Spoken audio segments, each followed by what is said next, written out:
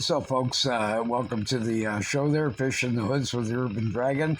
I do Temu and dollar store testing and all that sort of thing like that. This is a continuation with the Carp show. Instead of doing the fly fishing, I'm going to do that on another one with some other sort of things. We're next going to move on to hunting more monsters and that sort of thing like that, bigger sorts of fish.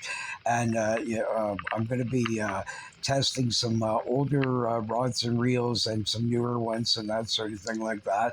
It's weekends here with piles of tourists and all kinds of things like that.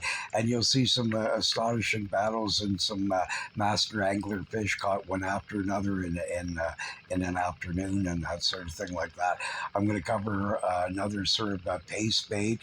I'm going to cover some PVA bags and that sort of thing like that, some bolt rigs, sort of things like that, and slingshots, and some other sorts of things that I haven't covered, and kind of give you an easy sort of thing to follow there to get you all up to snuff on what you pretty well need and that sort of thing like that, right? So, and then we'll be back bass fishing and things like that. I got a bunch of Temu glide baits to test, swim baits, and all kinds of other sorts of ones that we'll be covering. And I have a really good show with a little ultralight where I chase monster bass sort of in my local system here with fairly heavy weed growth and that, and that sort of thing like that. And testing a Roadrunner knockoff, which I've been using since the 60s. I love this lure. I won all kinds of tournaments, everything from trout to smallmouth bass, largemouth, and different ones, walleyes and what have you, saugers, with these Roadrunners, right? So they're a great underspins. They brought them back in recent years. Some pros got made bigger versions and won a few tournaments here and there and that sort of thing like that. I've been using them a long time and never went out of style with me. And they're deadly, especially on walleyes in a lot of places because a lot of people don't use them for them, right? And then they haven't seen the presentation and that sort of thing like that. So, anyways, we'll start here, and I got. What else was I going to do? I'll show you some more things about the rod pod and different things like that. So just some other things and some pretty monster fish. So enjoy. Click like and subscribe. Pattern there. We're at Dow's Lake. It's early summer. I missed some because I was at a hospital and certain things like that. And we're hunting bigger sort of fish here. It's much more difficult in that because I'm using a slack line approach, not big, heavy braided line here to yank these dudes in. And that you'll see I ran out of films on certain shows because I only had one hat, and sometimes the camera would die out in an hour and stuff. The first seasons of filming here was pretty wild with different testing. I've gotten some better cameras and it's improved as it goes along and that sort of thing. But certain shows, because there's big fish and I'm teaching you a lot, it's a Temu camera. What do you want, right? And that sort of thing like that. But what we're using is I'm we fishing in a harder, rocky area that is all surrounded by super thick weeds. I got 4 and 6 pound line there. One's a modified ply rod. One's an old GW sort of rod like that. I didn't only testing the Temu hooks and that, and it was using salmon hooks, sort of that I showed you on another show there. I can't think of the model this moment, but anyways, they were those ones were size like 8 and 10 and that sort of thing like that. And I was testing them; they did fine for monster fish and not straightening out and that sort of things like that. And I'm using extremely large, big paste baits and particle baits, and I'm using a technique called pipe piper fishing, where I'm shooting it out, catapulting it around small amounts from way out of the center of the lake to different areas to lead them to a particular big motherboard horde, right? So, the motherboard, I'm thinking of my computer stuff here, but the big mother horde here. So that way you keep them all in feeding and that. Also, when I hook a fish, I already have an area planned out where I'm going to land it, and I'll bring it further away and get it away from the feeding area. That way, it maximizes your chances of getting some more fish here, because I see new novices do this all the time, including these English champion guys that I saw that I couldn't believe was doing this. They'd keep, when they'd hook one of the carp right on the St. Lawrence and that, they're battling it right in the area that they're threw out the chum and all that. You're spooking the fish, right? You try and lead them and get them away from there as far, and then these guys, after a minute or two, they don't see the fish anymore. They get back to business, right? And that sort of thing like that. And then when you get back there, then another one might be waiting for you and that sort of thing like that. Uh, I ran out of film and I actually had to film this with my pinky. And now I understand why some of these videos you can't conglomerate, like to make it blow up fully the screen. If it's done with a camera for some reason, whatever the reason, it doesn't work out. Like I can't get it to fit in proper, right? But if I was filming it with one of the hat ones there, then it usually fill in correctly, right? So one of those things. But anyways, I'm using a bait that I created there, this starburst bait, and that sort of thing like that. In this particular one to get these monsters and that, and on the another carb show, I'll explain to you how to do this particular formula. It works very well on large carp, and it makes a good sticky, firm like product, right? And that sort of thing like that. And I've won numerous Master Angler awards with this particular formula, just this one, right? And that sort of thing like that. So, anyways, that's what we'll be doing there. Bite alarms really aren't that important. I can see all this. Some I use the slack light approach. Others I used. A small bite indicator, some floating silly putty, or a toothpick, these kinds of things, which I covered in the other sorts of shows how to do that sort of thing. So, anyways, we'll continue on. Okay, so we're into a decent one here, folks. Here, this body of water, because it's bigger and sort of things like that, and there's a lot of different sort of groups of carp that will, infiltrate back and forth through it and that sort of thing like that. A lot of them can be bigger and that sort of thing. So I'm using very light line here and very large paste baits and attracting them in with the Pied Piper technique, where I'm shooting chum in different areas in smaller amounts and then leading to a mother sort of cache where there's more, and at different angles and stuff. And that way, carp that are feeding way off and that sort of thing like that can then find it and then, home in. And then finally, they'll have a bunch of food around a certain area. You can see here, this is only 4 pound line. And look at the weeds and stuff like that, right? So when people tell you they're breaking off 80, 100 pound line, they're not playing the fish correctly. As simple as that, right? And that sort of thing like that. So we'll get this dude in here soon. There's a lot of tourists and that sort of thing like that. We have some big monsters coming up and a long sort of fights and a few sort of things going on here. But anyways, some I had to cut loose or I ran out of filming, and that some shows I only had one camera running, and then the thing would run out quick and die in an hour, and then backups by phone and that sort of thing like that. But so, anyways, we'll get this dude in here and that sort of thing like that. And as we go along, the mooses get bigger and that sort of thing. So, but it's a fun area. So we'll land here in a second. I wanted to cover what I've been doing through the several shows there, and make it like so for a basic guy carp fishing, or somebody who's been carp fishing for a while, to cover sort of the things of the basic sort of things that you should have with you if you want to start doing carp fishing and that.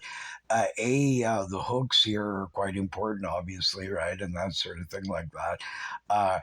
This here is the so far that I've tested from Timu, and pretty well all the hooks so far, except for some that were on lures on certain shatter baits and different things like that. But any of the carp ones here so far, any kind of bait holder, typical hooks will work. Typical anywhere from size about 10 to 2, but I go way smaller and larger, right? All depends on what, but in those kinds of ranges to 12, most of the time you'll cover a lot of those sort of things. Salmon hooks, any sort like that can withstand salmon and larger trout, the small ones there and that. They work quite well for a carp hook as well. For hair rigs, certain there is hair rig hooks and that sort of thing. And I'll teach you a trick that nobody knows that I started in the 70s, early 70s, as a little kid, goofing around with these kinds of things and wondering about something. And I'll show you a trick with that. Later became these hair rig like sort of things that's people don't realize something that is extremely important. When I tell you about this, probably there's going to be all kinds of copycats and people out there claiming this and that. But the thing is, it it will improve your carp fishing tremendously. Just this one little aspect of hair like rigs if you're going to use them, right? So it's extremely important and that sort of thing. But we'll cover that another time. Um, when you're using paste baits and that, if you have any old pens laying around that are broken and things like that, you can always take the spring aside or purchase these kinds of some at Temu, Amazon, all that sort of thing. This here is the one up here. These are more like circle hooks that I would use for sturgeon or channel catfish. They work well on in certain ones, right? And that sort of thing like that. So when you're setting the hook, you don't give it the super yee off sort of thing. You just kind of tighten up with them and lean into them. Like you don't. It's hard to explain, but like you don't really have to give the big set the hook sort of thing with these. The little thing will start to prick, it'll start bending in there, and then it'll get way in that gap, and then the fish has a hard time escaping and that sort of thing like that, right? So, but you can use any of these kinds. There's commercially already made hair rigs here down at the bottom and that sort of thing like that. Although, like I told you, that because the braided materials that they use completely defeats the purpose of what a hair rig was kind of made for. And the way I rigged it was for completely different reasons, right? Like, so but it's the same thing in principle, and the same thing applied. I already knew that the lighter that if you if the lighter the line is, the less they feel them in their mouth, right? So that wasn't the sort of thing. That's why I used a lot of light line if I wanted to hunt monsters, right, and that sort of thing like that, right? So, but that's so the only thing is that my rig you wouldn't use with a typical bolt rig, which we'll be covering here in a bit, and that sort of thing like that, because the you're actually using a hair like sort of stuff here, and I have a little hook on it. If you hook it on that one, it's likely going to go right with this big heavy sinker and all this other sort of involvement, right, and that sort of thing like that. So that it's better to use a traditional hair like rig in a case like that for the bolt rigs in general because of that reason, right, and that sort of thing like that. It's very feasible that 10 times worse, more that it's more likely going to break, sort of thing like that.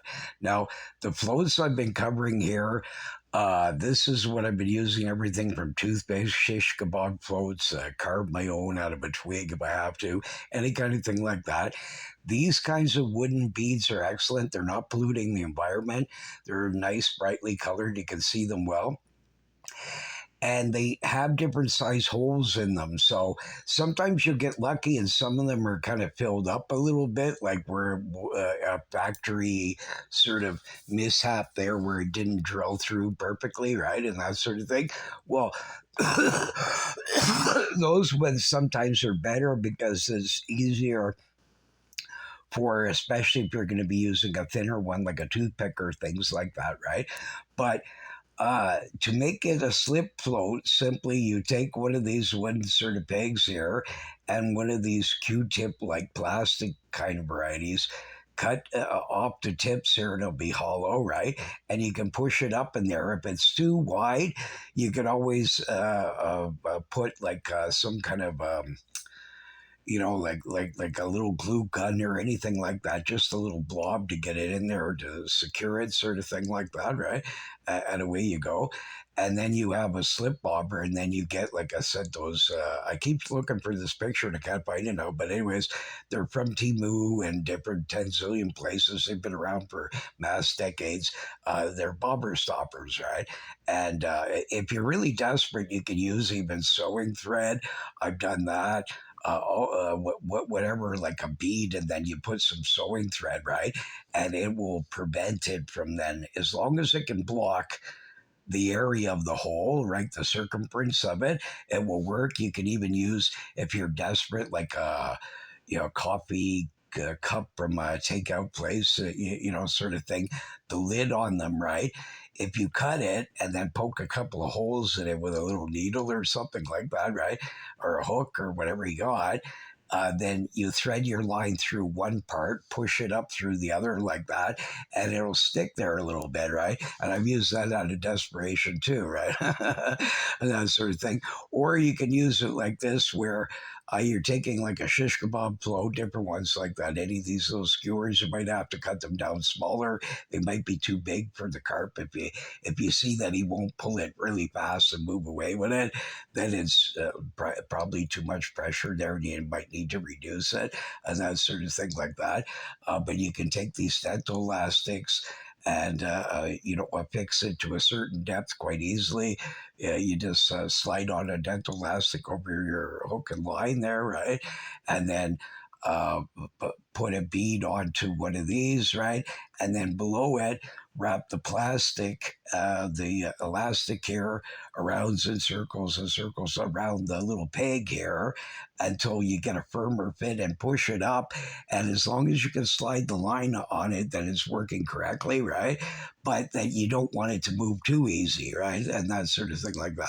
So this is a basic ways for excellent for carp, also of course multi other species, right? You can use this for picky biters, trout, and different things like that, right? So sort of thing like that. So, but anyways, that's the basic idea. What I was sort of showing there for that sort of thing like that. Uh, when I was a kid, we used to use slingshots. People would get bored and they'd take some of my bait, and I had a slingshot and I was into this sort of thing. So I didn't really know, like, but other people in England came up with a similar sort of idea here, that you would just fling out like sort of bait, right? But theirs is improved. It's got like a bait catapult here where you can put a bunch of boilies in it or corn or things like that. I find these, the ones I've owned, the rubber bands breaking them quite easily, and then you're stuck trying to look for another one and that sort of thing. Now, here's a great invention that somebody came up with in England ages ago, because I read about them a long, long time ago and started using them in the 70s and the later 70s and that sort of thing. But these PVA bags, right? And these are great stuff if you need to cast far and get some chum out there with it, right? So let's say, I don't know, you got a boat rig and this pond, there's I don't know, like a sunken island halfway across the pond or something, right? Some rise there, it's got all hard gravel, great carp spot, big guys hang around it and that sort of thing. But you need to make it there. Well, this polyvinyl stuff here will melt, right? So you can put a bunch of boilies in there or chum or different things, whatever you're using, right? Wrap it up like you would, like a salmon roe bag sort of thing, right? And then you get this PBA sort of string, right? And just wrap it around it there and that sort of thing like that. Or you can also use just even sewing thread, because the PBA is going to melt anyways and drop it down, but you might have some stuff still stuck in your line of the sewing thread or what have you, right?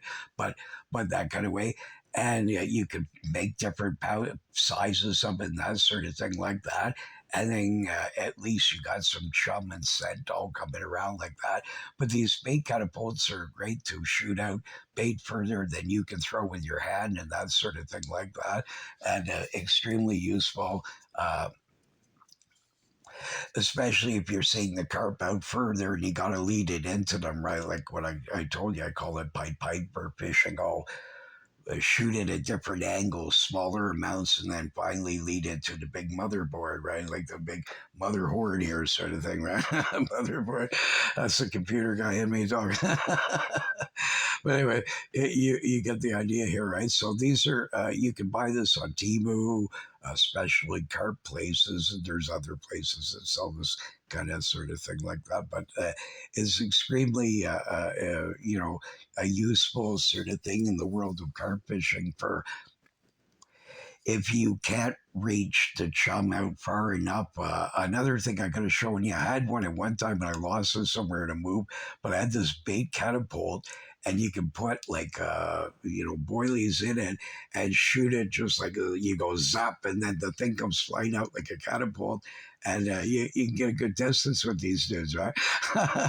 So kind of entertaining and that sort of thing like that. But one thing English I noticed make mistake of this, they way over bait and way over stuff, right? Like it's better to put little bits at a time to keep the guy though get used to knowing that at a certain times a small amount, and then they're going to find your bait. I mean, if you got like 10 pounds of carp pellets out there, right? Well, this guy's got to find your one little pellet here or two or three, depending on how many lines you're allowed to use, right? And that sort of thing like that. So, I mean, it's better to, and then of course they might start getting overfilled, right? And you start getting picky with your bait and all kinds of things. So, I think people make mistakes doing that. It's better to chum more frequent at a certain intervals and that sort of thing like that, where to train these carp to come in and feed at the times you're off of work, hopefully, right? And that sort of thing like that. And then if the more days you bait and the things like that, you get them more accustomed to feeding off this crap, the better fishing you're going to get, right? And that sort of thing like that. And carp are available all across pretty well North America here, right? And there's all kinds of old pits that even have them in them and all kinds of stuff. And some of those guys are real spooky and hard to catch, right? And that sort of thing like that. So, yeah, they can be a fun challenge in that, but definitely I suggest that you get some of this. Now, bank sticks, like I said, why people don't use these way more in the North American market for pike, muskies, gar, catfish, all these things. I mean, they're great. Yeah, very simple device here. These here is the bar, right? And depending on how many attachments it's got on it. You got one, two, three on this one here, right? And then you have a back one, right, with the same thing with three rod holders where you just have the handles, right, and that sort of thing like that. And then you'd adjust your, rod butt and all that sort of thing in that area. And in the front there, of course, your line goes in these grooves here and touches that wheel. Now, where these excel great is with bolt rigs or any heavy sinker where you tighten this up and the line is quite deep in that and hitting the grooves of the wheel, and the weight of the sinker and everything from the bolt rig keeps it down there. You can adjust these like I explained here. You can see the knob on the side, so you can make it go up, down, different sort of heights, right? And that's quite important. Like, let's say you come up and then there's a great nice little spot there, a clearing. You see some big carp feeding around and that sort of thing like that. But there's big tall grass and you can't really get your line's going to get all tangled and this sort of stuff like that. You can then adjust this and make it higher than what the grass is, keeping your rod above it so that everything's running smoothly and what have you, right? So, or if it's really windy out, you might want to bury your fishing rod actually under the water. So you would keep the front one low and raise the back one really high till finally your rod's and tips in the water. Also, this helps with debris that's floating over. If you bury it, a lot less debris is going to go on it and that sort of thing like that, right? So you can use it this way. I find, unless it's a really good design rod pod, I had a nice Gardner one and a few others that were easy to use and light and that sort of thing like that, very stable, right? But if you got grass and that sort of thing like that, if that's mostly what you're going to be fishing, these will certainly do, right? And that sort of thing like that, you can have from a one, two, three, four, five, sort of bar across, right? And that, and you know, sort of thing. Now, other things about these is that of course there's different qualities of bite alarms, right? Like some really aren't that great, right? And that, and this is what I was suggesting to you if you happen to be like an get a glue, any kind of thing like that, where if you seal the edges where like water potentially can get in and that sort of thing like that, it'll last you a lot longer. But you know, if you don't do it right, you might glue some button and wreck the thing or whatever. So, like I said, I'm not. You know, that's it's a $10-$20 item if it breaks so well, right? You know, but you know they'll certainly last a lot longer because a lot of them were designed that. I mean, after a couple of times of rain, the water will go in there, it will start rusting inside, and then your bite alarm's not going to work anymore, right? And that sort of thing like that. So, and they can be adjusted to different things. There's on the next show there, I'll cover some more sort of typical bite alarms and things like that. But you can plug in like drop back indicators that will beep even to headphones. If, like I said, if you're some guy from England where you're going to be fishing a long time and that sort of thing like that, and all set up under your broilie and that sort of thing like that. So, but anyways, very important. You can use this for multi species of other sorts of fish, anything from gar to catfish, right? And that sort of thing like that. But if you're using slack line like me a lot more often and that sort of thing, like you prefer the old paste baits and particle baits and different ways of doing it than bolt rigs, well, then these kinds of things aren't as important. A lot of them have really hard trouble. You know, getting the beeping because the line's slack and not weighted down there. So I came up with some solutions over the years that at least you can still use these and be somewhat reliable, or much better if you can find models that have still the old version where it's a wire bouncing back and forth. This is excellent. But I've created a couple ways of doing it that you can use that, and I'll put that on another show. That's pretty simple and that sort of thing, and it works, right? And that sort of thing like that. So you know, but and here you can see there's different ways of doing these things, right? So like, as a for instance, like I said in this one here. I'm just putting, you can even use two old branches as long as they got a fork in them, right? You put one in the front, one in the back, and that sort of thing like that. If you do have a bank stick and you got a bite alarm, well, then we'll set it up like this. But now here's what we're doing here. Do you see down here where I showed you on the sort of last show, right? I showed you little clips that I put down there and that sort of thing like that. You just take a paper clip and you bust it in half, right? And then tape it around the sort of one area down there on the bar, in the back and one in the front. Okay. So now what you do is in the front of the rod where the rod tip is past the bite alarm sticking out towards the water, right? That closest line guide to it, start pulling down your line, making it a loop in your thumb or finger in that. Pull it down there and just barely put it inside that clip to hold that. Now, if you really need, if it's still not beeping and that's sort of like if it's still not touching that well, Now on the other side, you can do the same and pull it down and then clip it on both sides. So now it's tight there. The tiniest little thing will bust it free from these clips. He can run open bail there, sort of thing like that, instead of relying on a bolt rig leg, sort of thing like that. And just turn the handle, lift up your rod, and slam the hook out. Right, and away you go. So, but this will work tremendously well if you have to use slack line. But once a blue moon, they're being so picky that they'll pull on this and just the tiniest little friction up against the rod, the guy will spin it, right? And that sort of thing like that. So sometimes you can't use this sort of thing. It's they're being even more picky, and so then you got to adjust things. Now, the earliest bite indicator that I ever learned to use, and that sort of thing, was like this was a monkey climber, right? And that sort of thing like that.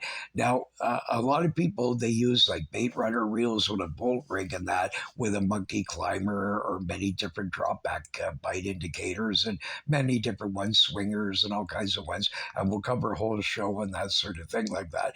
But in this case here, what I do is again, I use paper clips and I use these as a convenient sort of line holder. And I've been doing this since the 60s, so a long time. And I use also tape my mother's hair, what do you call those? Hairpins sort of thing. I'd use them. They're a bit more springy and that sort of thing like that. And just tape it around the handle of the reel in the general area that what I'm doing here, if you see, I pulled it back. The line is open bail. I pulled it in and locked it just barely in this little clip, right? So it's actually going to, the tiniest little pull will bust loose. Then he can free spool it. The line's running. It's open spool. He doesn't feel any resistance. And here's a monkey climber you can use. I'll show you. Here's a commercial one, right? Sort of thing like that. So you put the spike down in the ground, right? And then you put your line clip into there and then it pulls down. It works great, especially with bolt rigs and that, because they're already taught and that sort of thing. It will hold it like halfway down if you want it, or if you want to lower it, and you adjust the tension until you get it exactly the way you want. I don't like using these commercial ones at all because I don't use a lot of bolt rigs. These are better with bolt rigs, but I find them too heavy in the traditional sort of way. So what's a lot easier to do like that is just even use like an elastic band, a paper clip, sort of thing like that. And you can just wrap it a couple of times around the top of the paper clip. It'll be easy to fling off after, right? And drop it down there. And then it's very light then, but it's still enough to pull the line down halfway down or three quarters or what have you. So when the guy pulls, you'll see the paper clip is going to fling up. You can use a piece of tin foil from cigarettes or whatever, right? Any kind of thing like that. Just you make a tiny loop, put it around the line like this, and then drop it down that. You can use a coat hanger as a monkey climber, any kind of thing like that that's smooth, that isn't going to stick on anything like that. I use the I don't know what you call these things, but if you inside of a milk container, right, or like a cream container, there's these funny little caps, and if you pop them, it's got this opening in the center there. I'll use one of those, right, and slide it down, that sort of thing. It's very light. It lifts up, and you can see it, and it helps keep the line taut a little bit too, because you're lifting up some of this line here, right, up in the front by pulling that down here through monkey climber. But a very easy bite indicator that works great, and it costs you almost below zero. All you need is a coat hanger, a sort of thing like that, and straighten out, and anything like that. Just any small No, it doesn't have to be massively thick.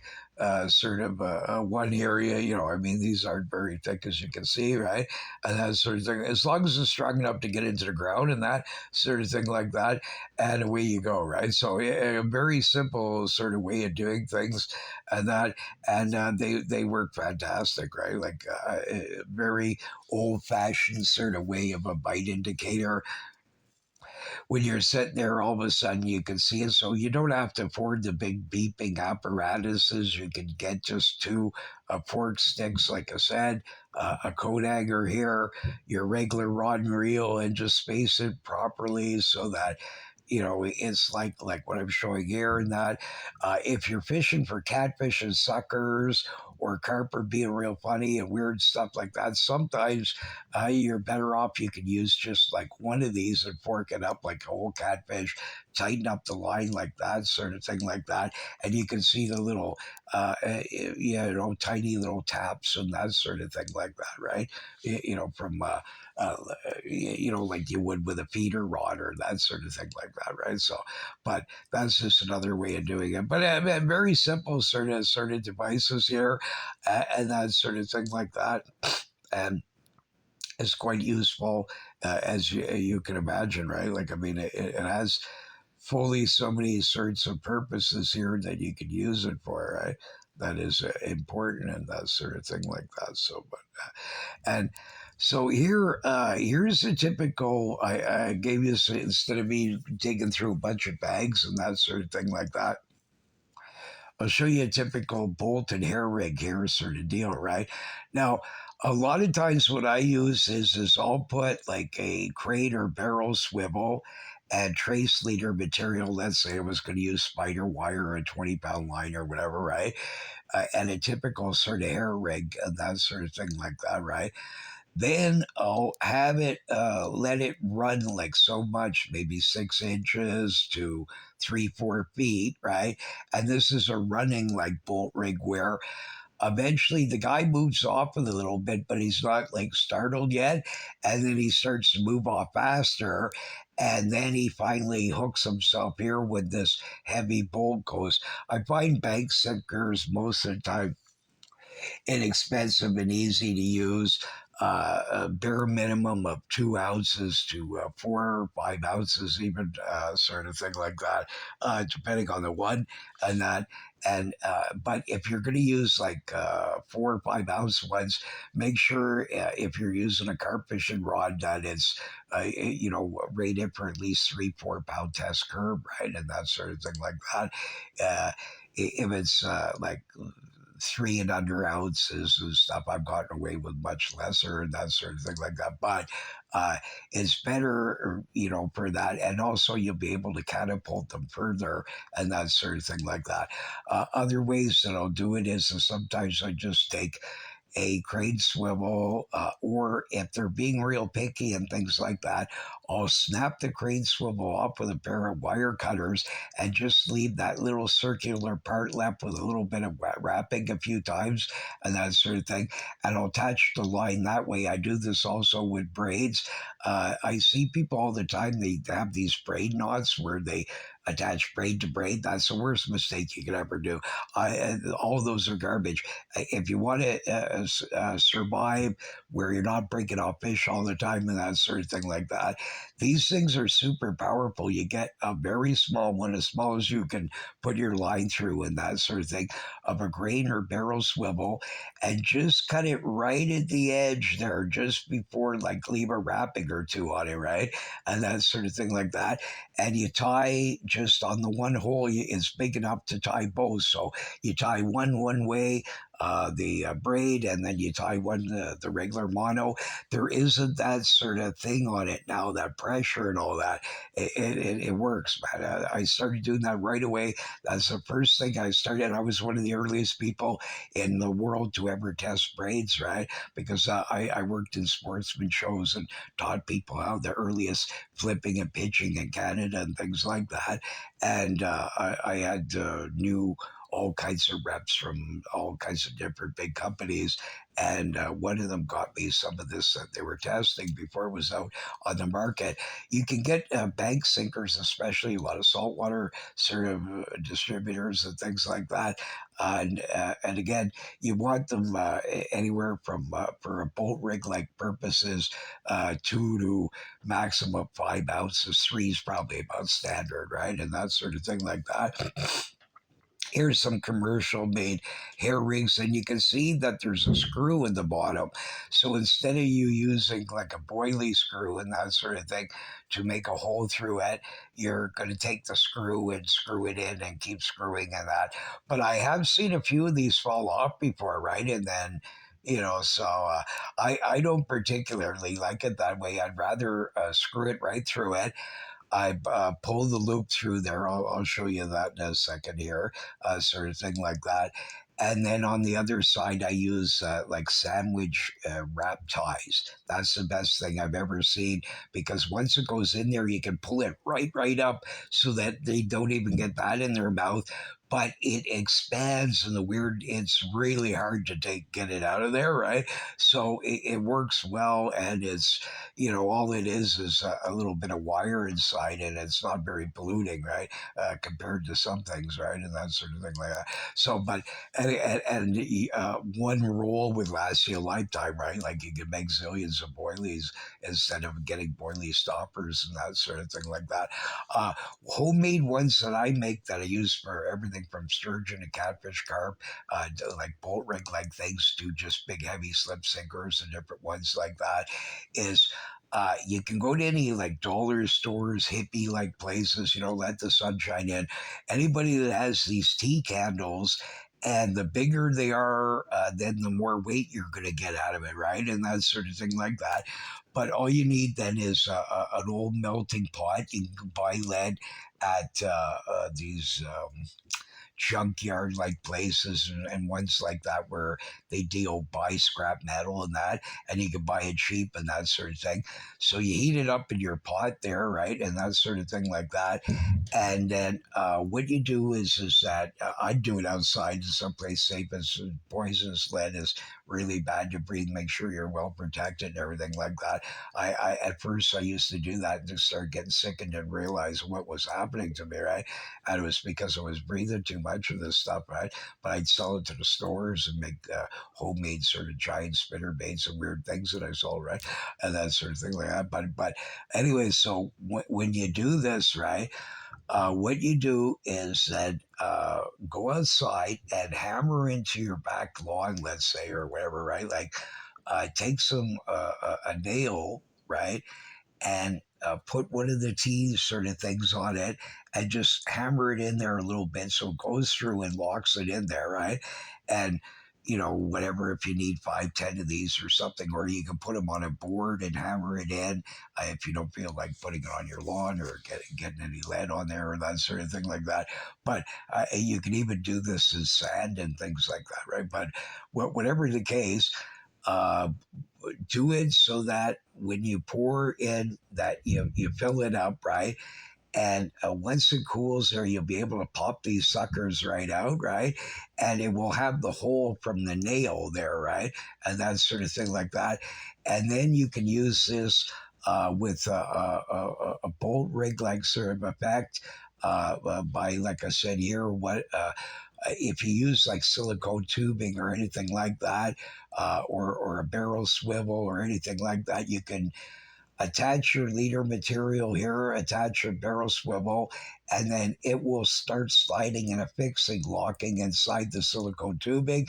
And you do that on the other side, another connection, same thing. So you can affix it so he can't run with it whatsoever, or you can adjust this and make that split ring like way further up, or barrel swivel or crane swivel, whatever you're using, right?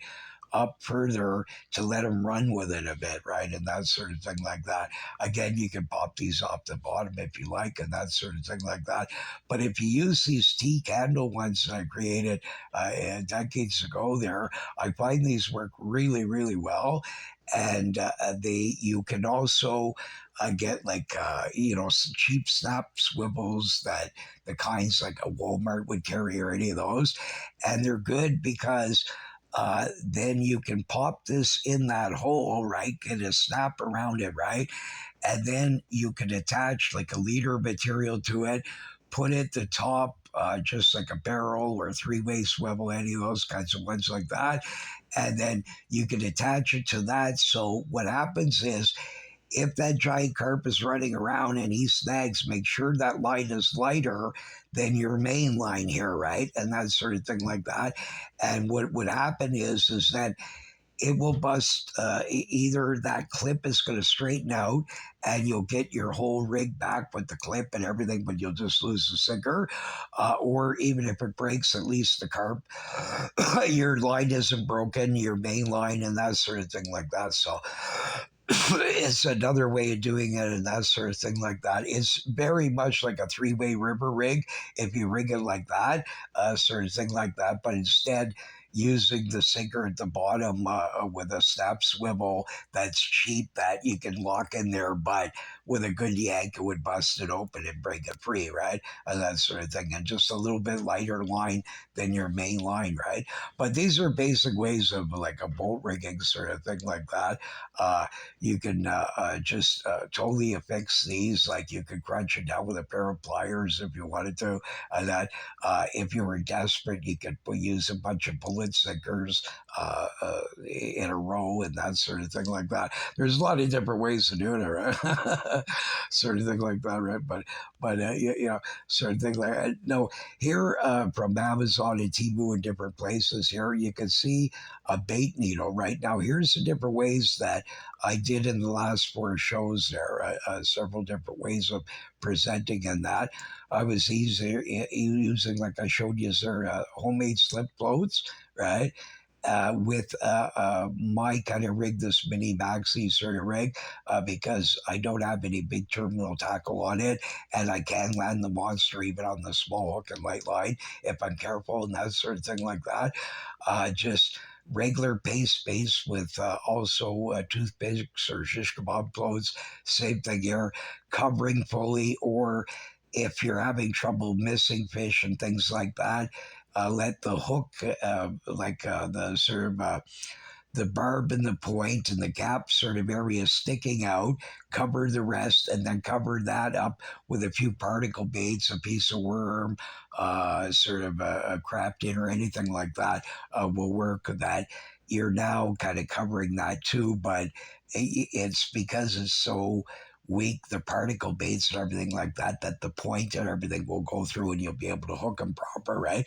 So you can see here these bait needles up at the top on a standard hair rig, here sort of thing like that. You can see mine with the two hooks, where what I was doing is I would cover the main sort of hair rig like hook, right? The trace material and thread up the particle baits that way, you can see. And this one's a floating pop-up one up the bottom. Now the one beside it is like when Kevin Maddox came up independently, this here sort of thing, right? But in this one here, you can see that what you're doing is that you first push, either if you have a drill through Boilie or particle baits, you push them down this until you feed onto this needle. Now you grab that hair loop with that little looper there, right? And then push it up, right? And then it'll go over to the other side.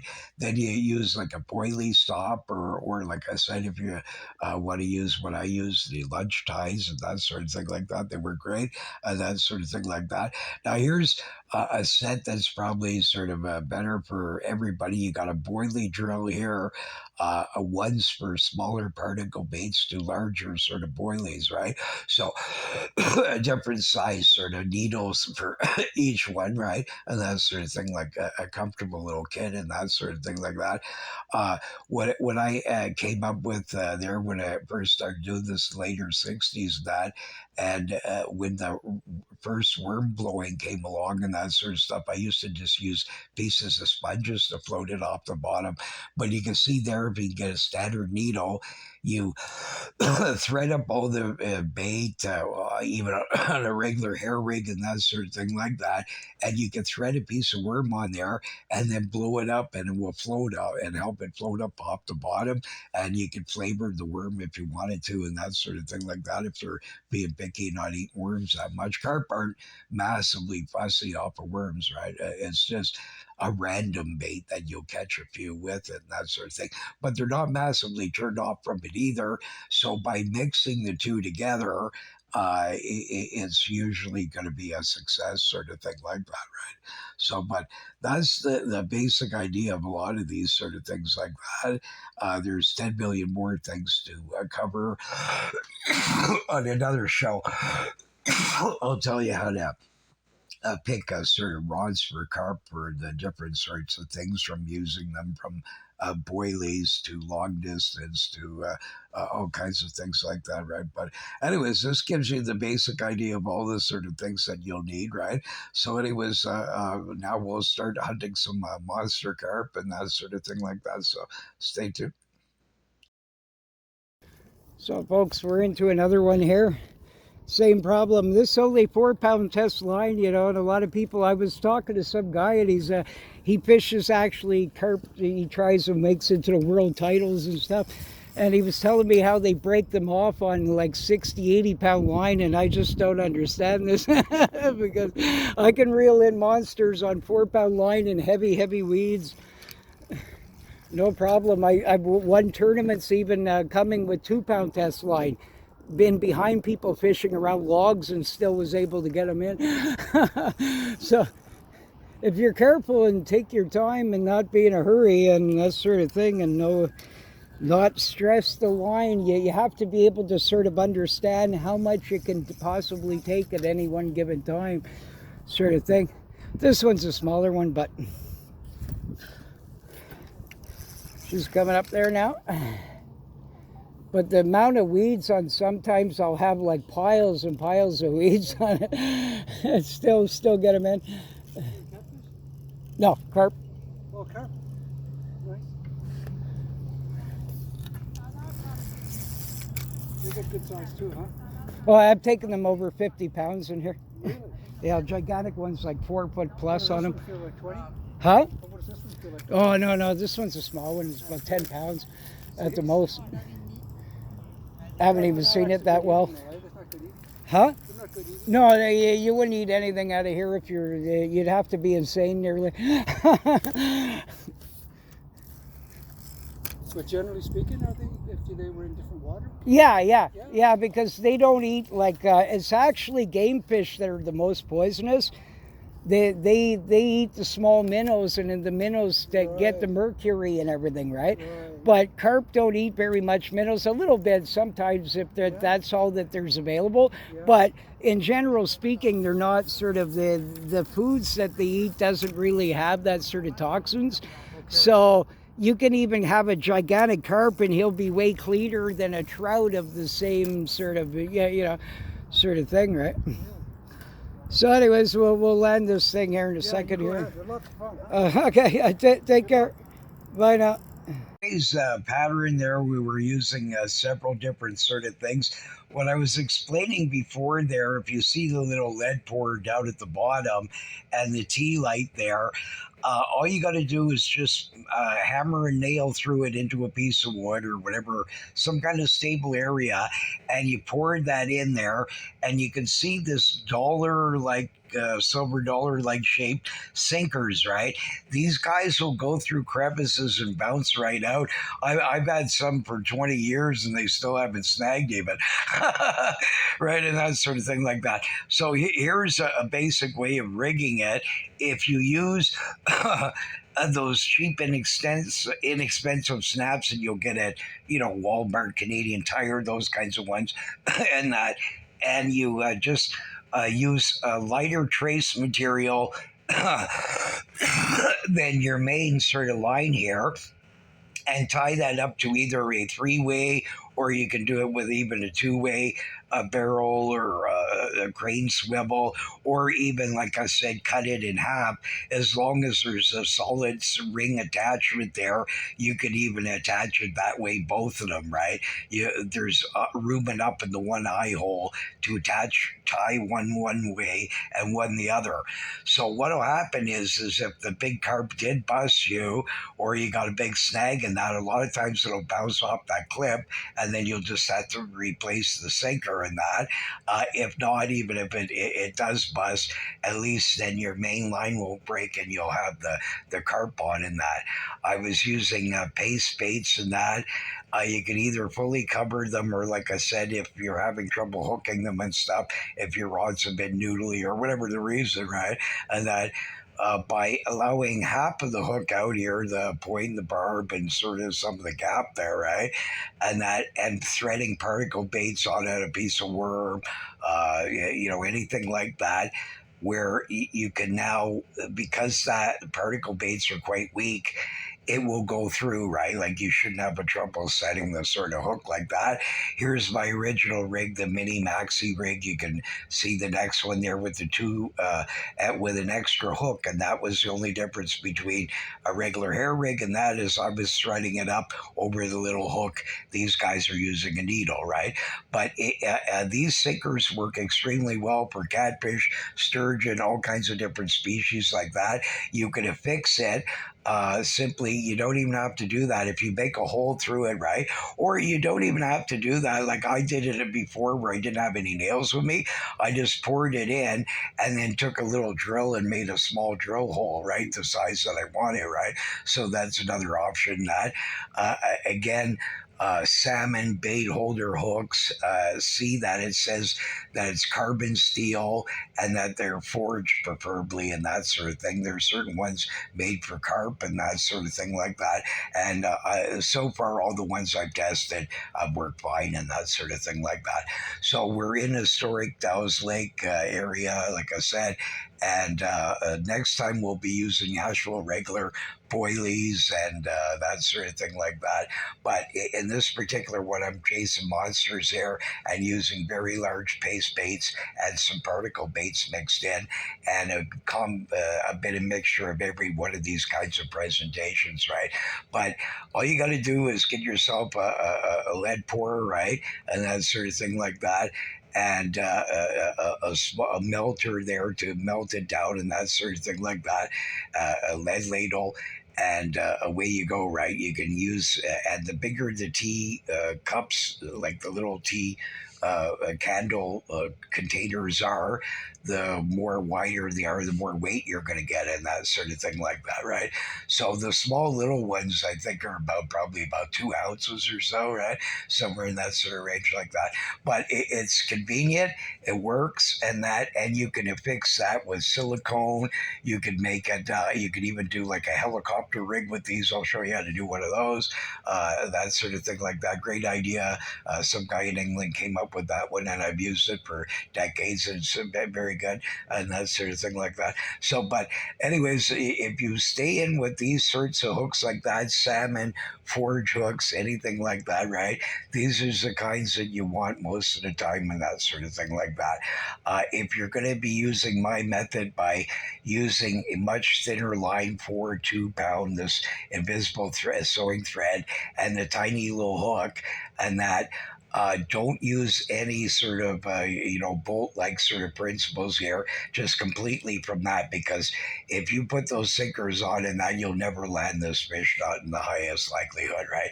You need no weight, no anything, and have to be really ginger and know what you're doing and that sort of thing like that. If you want to beat this up where you're more confident that way, well, then a regular hair rig will work better for this sort of thing than you could use a bolt like rig principle and different ones there and get the dude in, right, because it'll be on your major hook with regular sort of test of line, right, that you'd be using and that sort of thing like that. But yeah, you can see our old buddy here said Prentice Carpio come along. It's just about to suck up this big juicy dough ball. So we get some several master anglers sort of fish in the afternoon. That's what I usually hunt, but I don't do a lot of filming for these kinds of things, and we'll be going back to some bass and other sort of things like that. But I wanted to give you the basics of carp and that sort of idea. And these kinds of sinkers will work extremely well. Another show I'll actually do on video. I'll get somebody a video for me so they can make sure that we're getting it all in there, and I'll show you exactly how to do things and that sort of things like that. So, anyways, we'll continue on. So there's another smaller one here, little double sort of fish. But anyways, we'll let her go. Bye for now. Another simple Boilie recipe there. You get a pound of oatmeal. Oatmeal has a funny texture to it, and carp are used to crushing like crayfish and clams and weird stuff. So oatmeal can be okay. The only problem with making boilies with it, occasionally you'll get cracks and things like that. So it's important that it's well mixed and that sort of thing like that. So what you need is you go down to a dollar store, any of these kinds of places that, and you find a bottle of natural peach or mango water. And you'll look in the back there, and it'll be like concentrated mango or peaches. Any of those will work, right? And that, instead of the regular glass of water you'd be using at a time, each time you'll use one of those, right? And you pour that into a bowl. Then a quarter cup of sugar or corn syrup, or say any kind of sweetening, like one like that honey will work, and different ones, as long as it's like a gooey sort of stuff.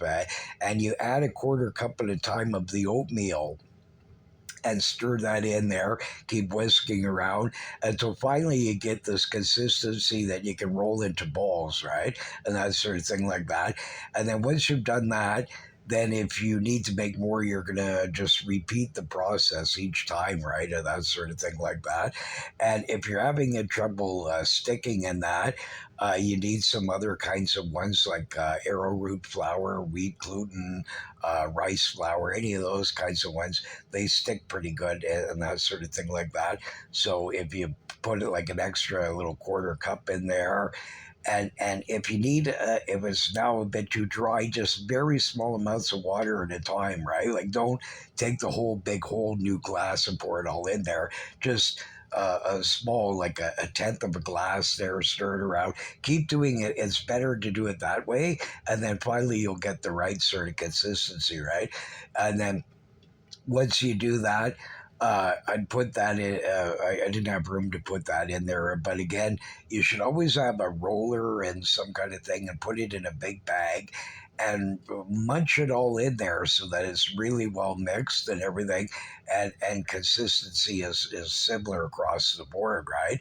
And then take it out. You can roll it in your hand. You make the size of the little balls, the bigger ones that you want for the size of carp that you'll be hunting in your venue wherever you're going to be fishing, right?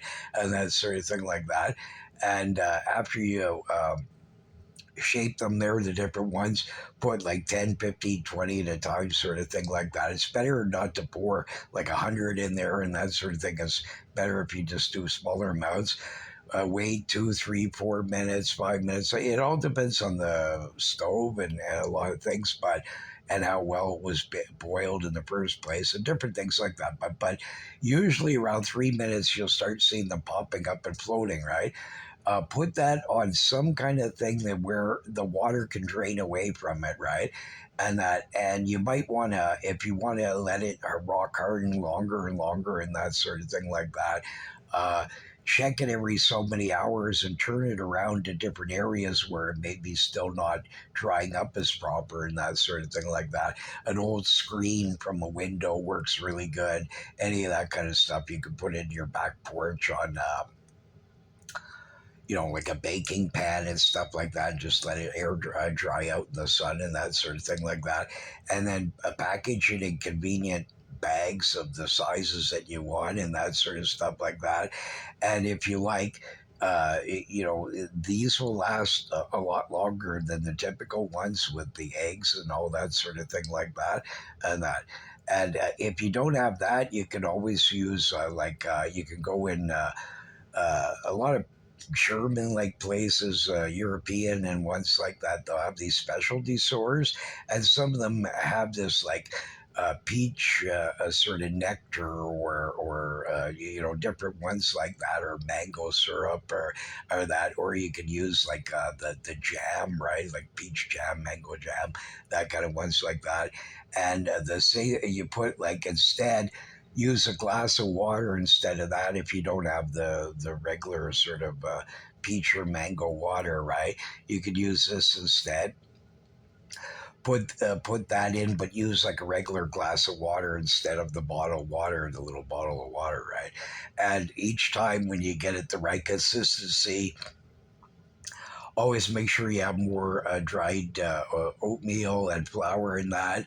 And you just keep making batches and that. And like I said, then if you put them in Ziploc bags and that, they'll last quite some time and that sort of thing like that, where they won't go bad or rancid or anything, right? Because they don't have the eggs in them and some of that.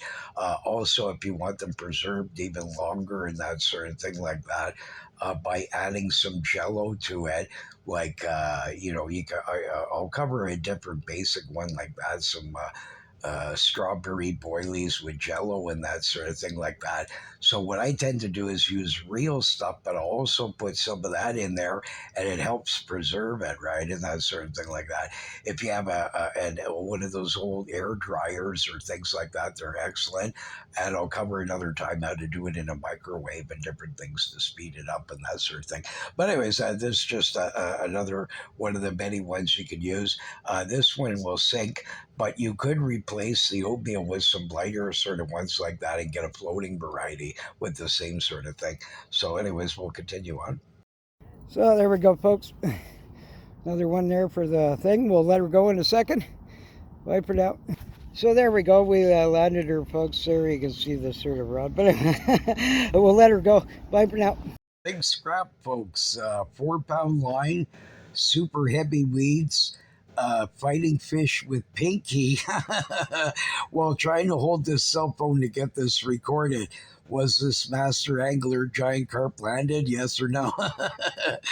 You'll soon find out. So, anyways, but it'll give you an idea that if you could do things correctly and things like that, that amazing achievements can be done. So, folks, we're into the biggest one so far for today.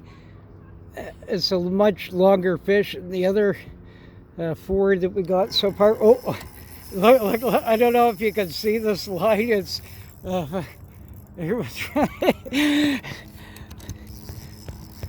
but I'm actually with 4 pound line fighting this with my pinky while trying to hold this phone here so we can get this on film. And I got a pile of weeds in there too. All right. And this is dollar store line. So, not the best of situations, but I've been doing this all my life. I love challenges with Snoopy rods and all kinds of weird stuff, so I'm quite adapted doing this. The problem is that these weeds can start collecting and they get like heavy, right? And then just one little thing and it's all over.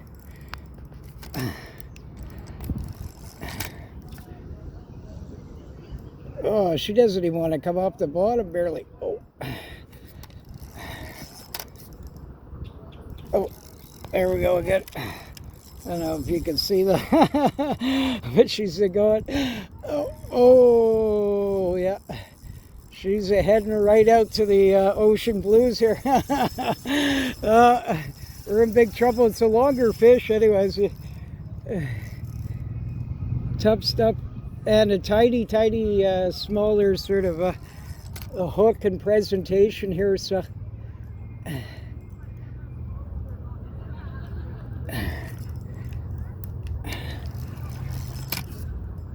So we could get her in and get her on film here, at least get her close up.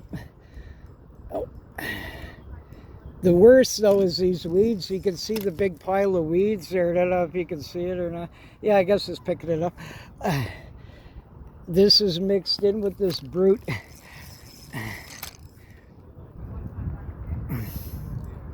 So sadly, most of the fish now are already post-spawn, but some still haven't spawned yet. I've even seen carp in August spawning, so they're not, I've known this since I was a little kid. Not all of them do this at the same time. There's a lot of information that isn't seemingly known, but I mean, all species pretty well, bass, pike, muskies, anything, a lot of them go right back to around the same areas that they were in previous, so they're very much like salmon, sort of, and yeah, you know, I wrote about this in the 70s in school. That was my belief, right? Because I'd see the same, I have an identical memory with sort of like pictures and sort of stuff like that, and some of these fish had weird scars on them, and I noticed they'd be right back in the same area, right? I don't know if we're ever going to get this fish out, because he's now into some brutal stuff here.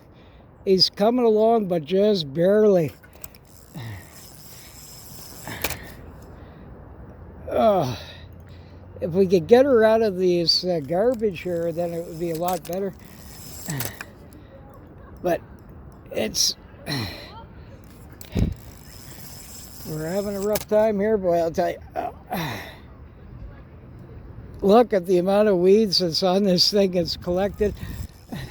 I have to get to this with my hand. These long rods are not conducive. They're a pain, because once you get the fish near shore, unless you're using a net, it can be quite difficult. You have all this extra length to sort of pull the fish towards you to get your hand on the line close enough and all that sort of thing, right? But you can see here, look at this pile of weeds here. So, but she's tiring out. And this line's going to be, this dollar store line gets all tangled up, no problem. So this fish here, after this one, this line will be twisted like no tomorrow.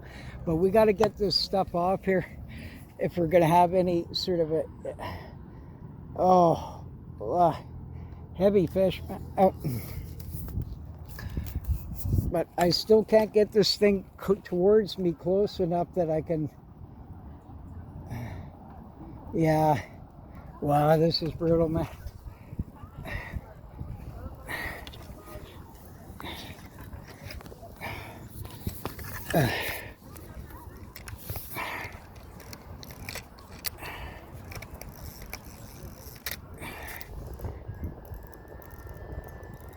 Yeah, she's still on there, and she's still, but I can't even get to this first pile of weeds, and there's more further down. So luckily this is sort of a...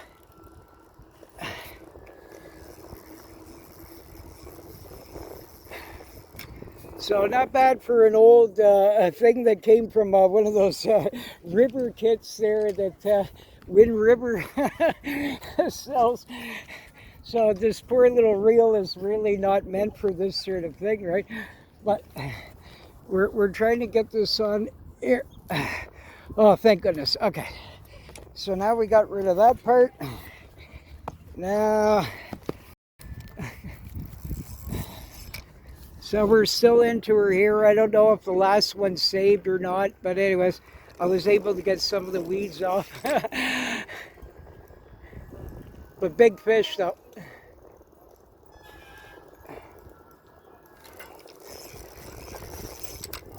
But sadly, there's so much junk mixed in with it. I can't even force this dude.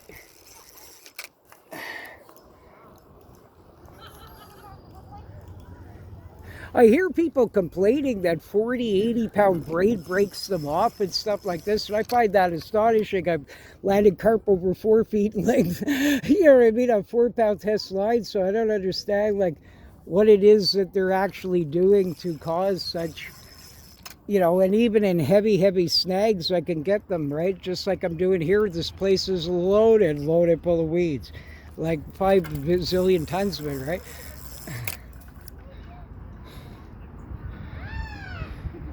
There's a gang.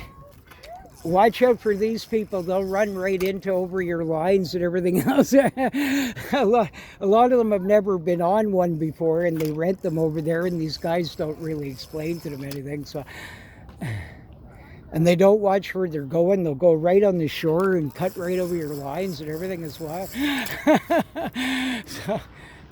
So keep an eye out for that sort of thing.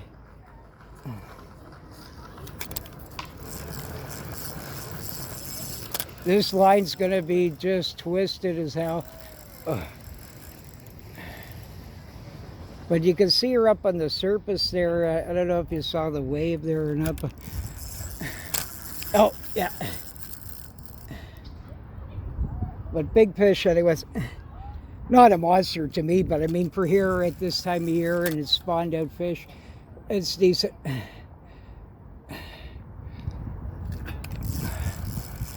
It's really hard to get past those weeds, I'll tell you.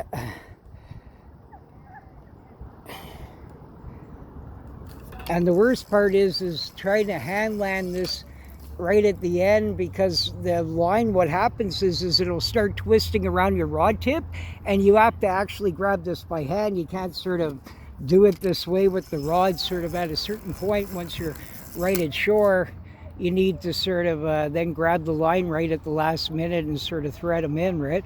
But oh, this is brutal. These weeds have just are so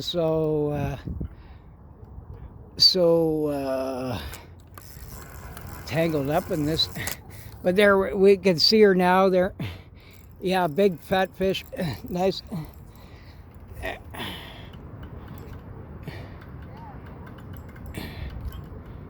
Oh, I gotta keep her away from a certain point. Oh, here she goes. Ah, damn it.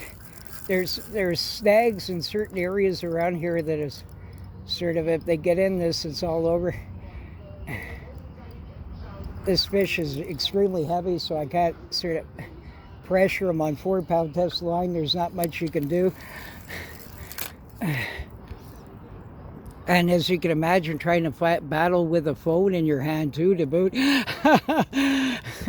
So, but anyways, she's coming. And we still got a ton of weeds on here. Oh, brutal. I got all kinds of stuff. This is nasty. We're going to be having a bit of issues here. But anyways, you can see her here or there. I'd say she's a late 30-some inch fish on her, and quite fat too. Yeah. Oh, yeah. Nice monster. There we go.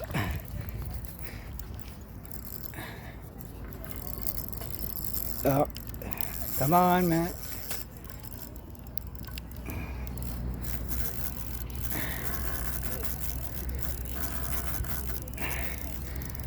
Terrible, man. Terrible to try and get this.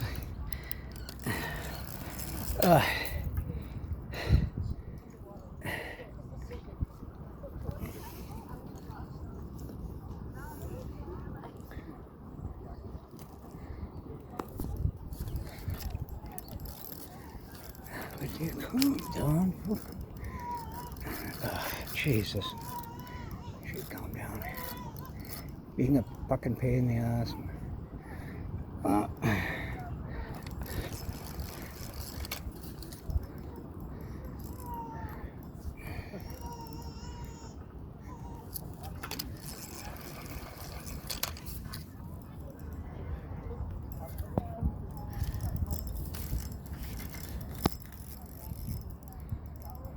We're getting her in here. She's starting to tire.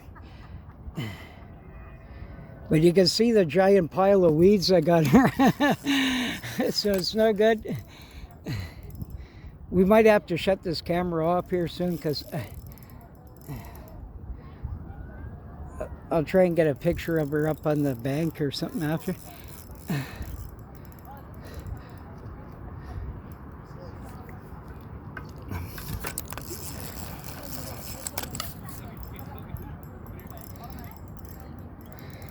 But I don't know if you can see her there. Hopefully this camera's picking it up all right.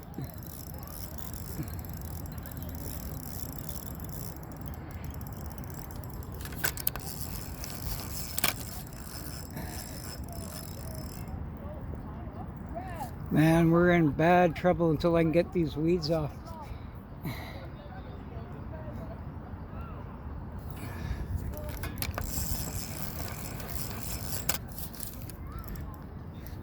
You might be able to get her off soon.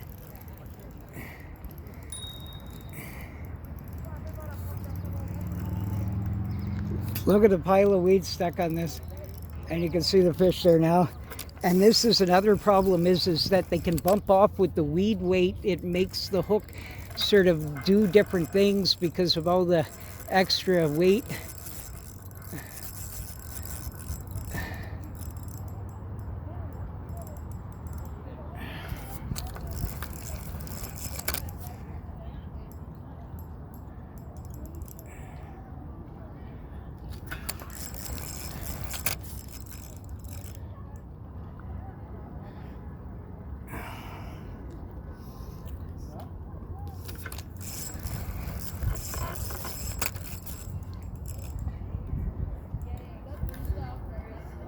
There, we're getting her up on the surface.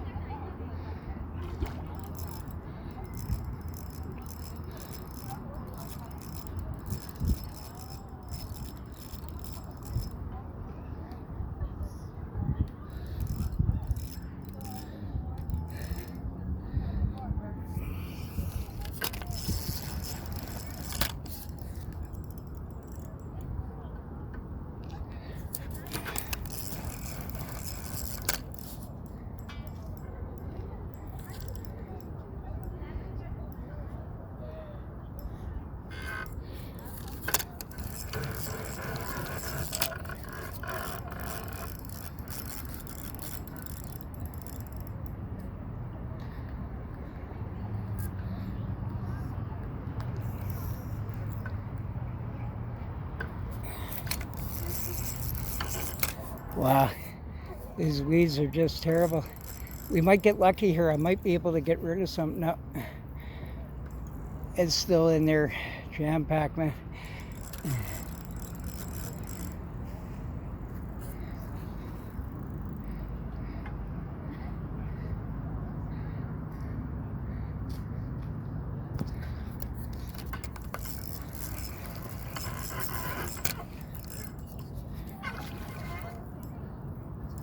See, this is where the problem lies, is these weeds.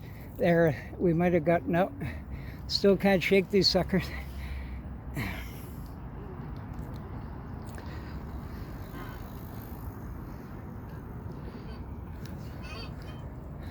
Nice big patty. Anyway, so we'll shut this off for a second or just leave it here, and then I'll see if I can, we'll get them up on the bank.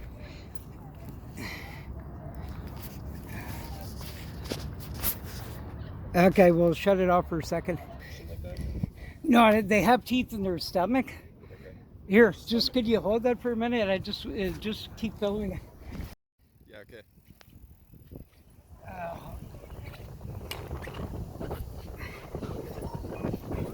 Got it good? One sec. Let me just take a shot. Yeah, okay, awesome.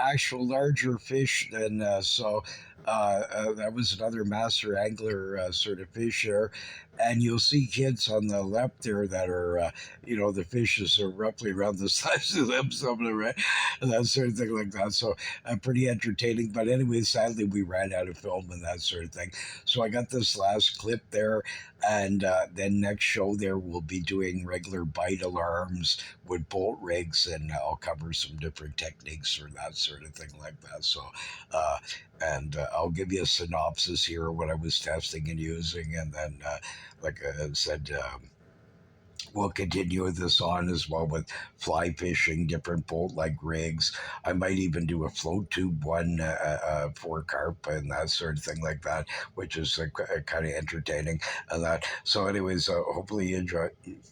Oh, there, folks. Here's another decent one. And here's all the gang. Everybody's excited, and we're going to let her go in a second. Bye for now. So today's synopsis there, use the old GW rod again. You can get that on AliExpress there. I paid about 20 some dollars for it. This model may or may not be available anymore, but it's about 11 and a half feet long, somewhere in there. So very close to a typical carp rod. It's telescopic. It can handle light line and heavy line. It's a great product. The line guides are a bit weird on it. They unglue and stuff, but I mean, you can fix this really easy with just the cheapest little bit of glue and all that sort of thing, a crazy glue, what have you. Make sure it's the line guides is lined up properly and stuff like that before you secure it and that. But I find some of these telescopics will do that. The glue will start coming loose and the little pictures and that. But you can fix it back on there fairly easy and it'll work away. The fish kept getting bigger. Our last, the biggest monster was more in the day there, and it was the size of the kid almost. Little Chinese fellow was that. So we got a 39 and a half and a 40 inch sort of fish. So pretty decent and that sort of thing like that. A bunch of later 30s and that sort of thing like that mixed in. Sadly, I couldn't put all these fights in, and some of them are so long and that, so they had to be condensed and what have you, right? And some shows I only have like one backup camera, others I've had two and what have you, right? So it all just is random and that sort of thing like that. But finally, we'll do a regular bolt like sort of ones there. I'll show you how all the alarms. I'll show you some tricks to use. That if you are going to use slack line, some things I've invented over the years that'll help you a lot that you wouldn't see anybody else have out there, and that I've never seen these things, right?